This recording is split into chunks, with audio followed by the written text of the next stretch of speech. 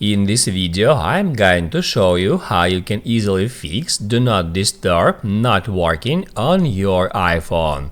Be sure to watch the video to the very end so you don't make any mistakes, and of course do not forget to like this video and subscribe to my channel.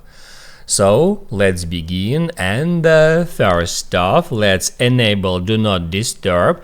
To do that, just swipe down from the top right of the screen and then hit at that sign to enable Do Not Disturb mode.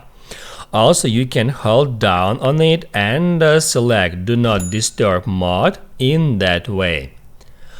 After that, I recommend you to go into Settings, then Focus, and then open up Do Not Disturb mode settings. And if someone can reach you even if your phone is on Do Not Disturb mode, then you probably added this person to these exceptions.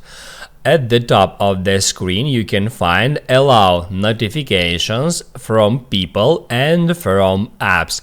As you can see, I got some people here, maybe you have some people here too, so just hit on that, and as you can see, I added my parents, wife and son here because I want them to be able to reach me even if I'm on Do Not Disturb mode. However, if you got here some people you don't want to be able to reach you while on Do Not Disturb mode, you can easily remove those persons from here simply by tapping at that minus signs, just like that. Also, there is one more feature which is called Allow Repeated Calls.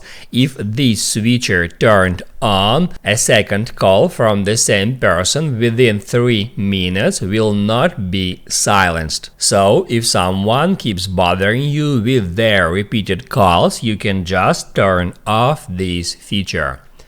Now you can write down in the comments below if you have any questions about that tutorial, and also I recommend you to check out my iPhone tutorials playlist, which you can easily find in the description.